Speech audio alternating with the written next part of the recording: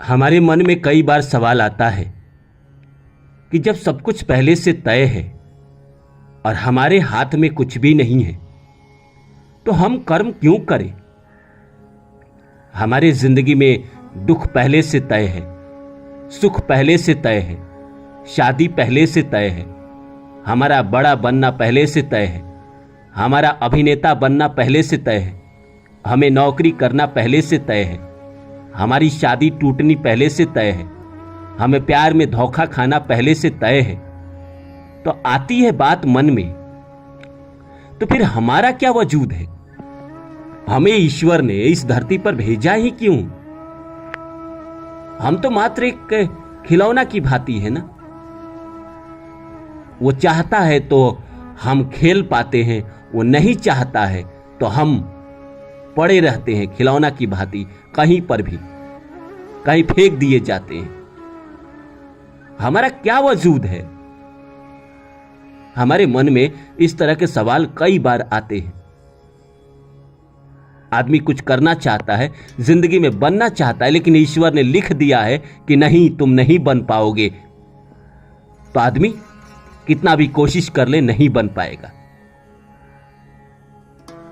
और एक साधारण से साधारण परिवार में जन्म लेकर भी कोई इंसान दुनिया का सबसे बड़े लोकतंत्र देश का प्रधानमंत्री बन सकता है, क्योंकि उसके किस्मत में लिखा हुआ था।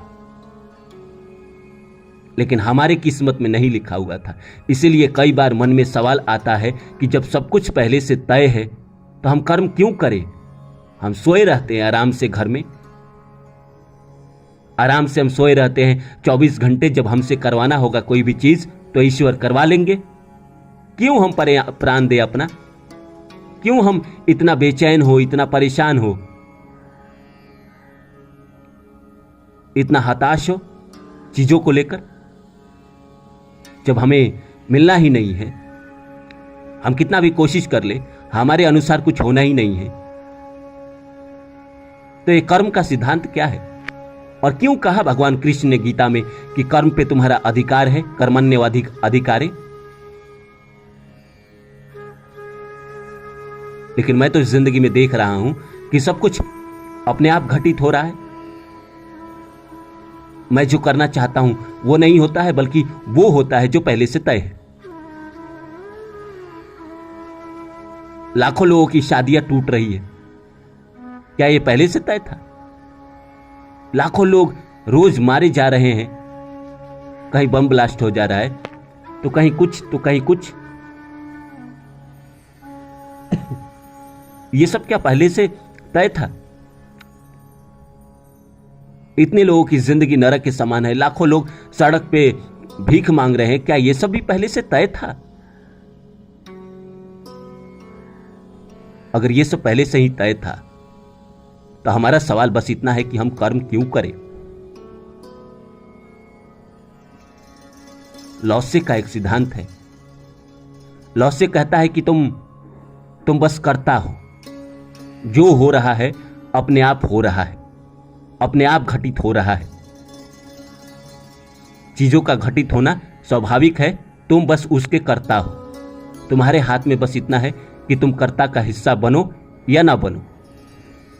लेकिन मेरा सवाल यह भी है, लॉसे जैसे इस बात को लेकर जैसे कहता है कि तुम कर्ता बनो या ना बनो, तो अगर सब कुछ पहले से तय है तो कर्ता मैं कैसे ना बनूंगा? वो तो मुझसे करवा लेगा ना वो कर्म जो कराना चाहता है। अगर कुछ कहीं मुझे जिंदगी में कुछ बनना है तो वो बनवा देगा ना मुझे। अगर नहीं बनना है तो नहीं बनने देगा ना, चाहे मैं कितना भी कोशिश कर लूं।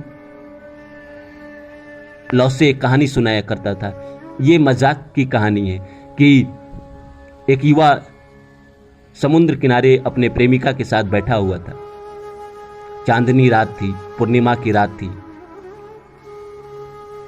समुद्र में लहरें उठ रही थी, बड़ी जोर की। समुद्र लहरें उठाकर किनारे तक आती। वो युवा अपने प्रेयसी को देखकर मुस्कुराते हुए कहता है, देखो।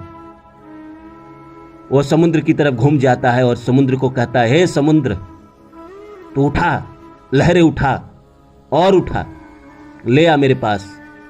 ले आ मेरे पास। थोड़ी देर बाद उसकी प्रेमिका कहती है कि समुद्र तुम्हारी बात मानता है, ये मुझे आज पता चला। ये मजाक है लौसे के समय का। हम सभी जिंदगी में यही समझते हैं। हमें लगता है कि हम सब कुछ कर रहे हैं, बल्कि नहीं, वो तो लहरे का स्वभाव है उठना और किनारे आना।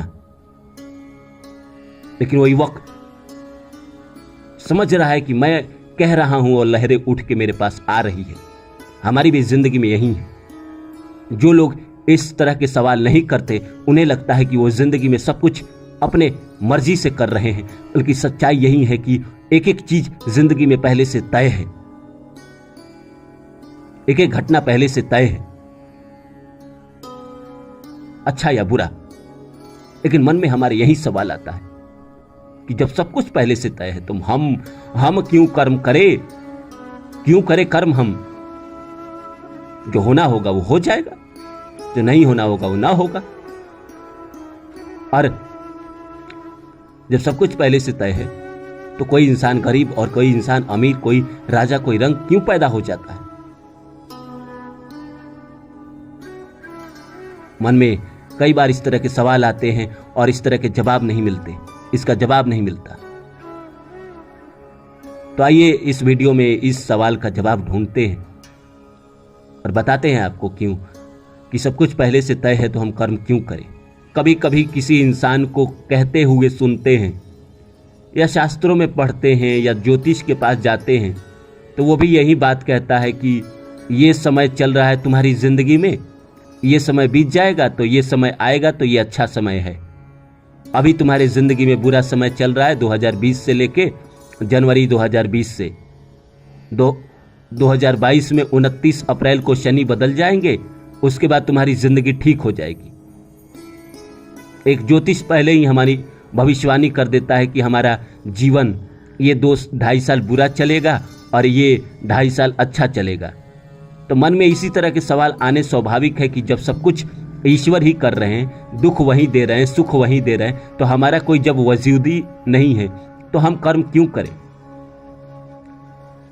देखिए, मैंने आपको पहले की वीडियो में भी बताया था, आज भी बताऊंगा। 2 तरह की हमारी जिंदगी होती है। एक तो कुछ चीजें पहले से फिक्स है, जैसे आपके जीवन में बड़ा इवेंट पहले से फिक्स है।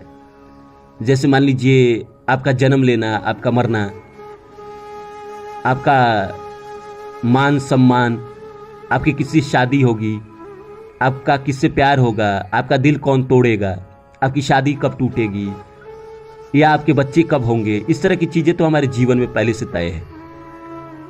तो रही कर्म की बात।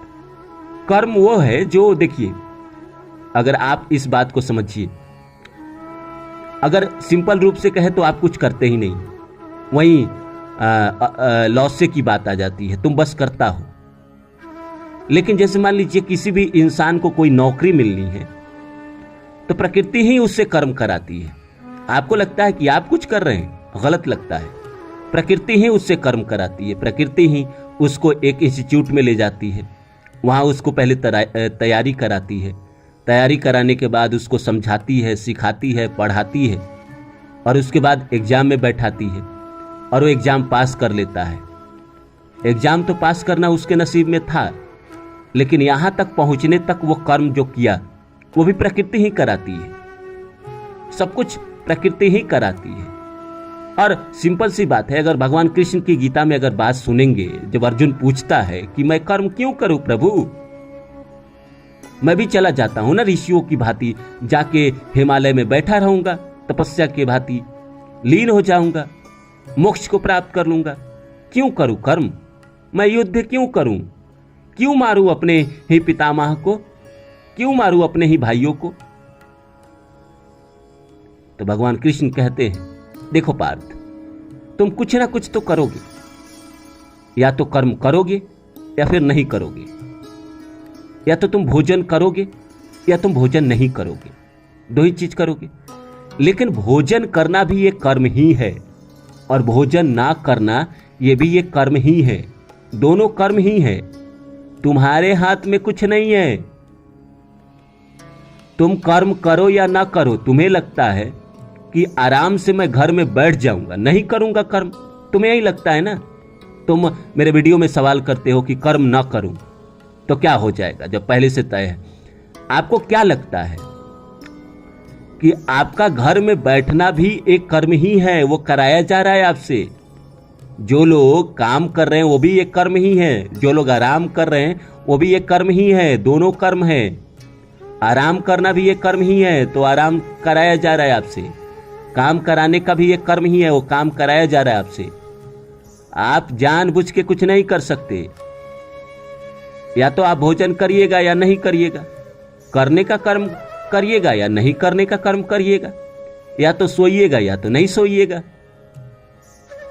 तो नहीं सोना भी एक कर्म ही है, उसके लिए भी आप एफर्ट लगाइएगा ना। नींद आएगी तो आपको गाना सुनना, सिनेमा देखना, इस तरह चीजें करके आप नींद को भगाएंगे।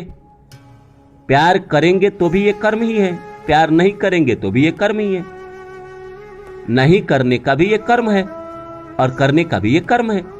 दिल टूटने का भी एक कर्म है और दिल न टूटने का भी एक कर्म है। कर्म तो आपसे कराया जाता है।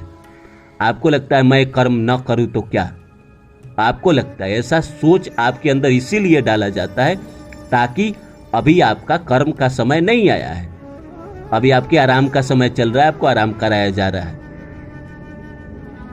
जो भी सिचुएशन आपके लाइफ में घटित हो रही है, चाहे वो अच्छी हो चाहे बुरी हो, वो सब कुछ पहले से तय है। आप बस उसके कर्ता हैं। आपको लग रहा है कि मैं क्यों करूं कर्म, वो क्यों करूं कर्म भी वो इसीलिए कराया जा रहा है क्योंकि अभी आपके कर्म का समय नहीं आया है। और जैसे आएगा आप एक्टिव हो जाएंगे, फिर आप बाद में कहेंगे कर्म करते समय मैंने कर्म से प्राप्त किया। इसीलिए इस गलतफहमी में मत रहिए कि आप कुछ करते हैं। आप आराम से बैठे रहेंगे, लेटे रहेंगे, और लेटे रहने का भी एक कर्म है जो आपके नसीब में लिखा गया है। इस समय से लेकर इस समय तक आप कर्म नहीं करेंगे, आराम करेंगे। और आराम करने का भी कर्म आपको दिया गया है, इसीलिए आप आराम कर रहे हैं। दुख भोगने का भी कर्म दिया गया, इसलिए दुख भोग रहे हैं। सुख भोगने का भी कर्म दिया गया, इसलिए सुख भोग रहे हैं। प्यार करने का भी कर्म दिया गया, इसलिए प्यार कर रहे हैं। दिल टूटने का भी कर्म दिया गया, इसलिए दिल टूटने पर आप रो रहे हैं। तो उम्मीद करता हूं मेरी बातें आप लोगों को अच्छी लगी हो।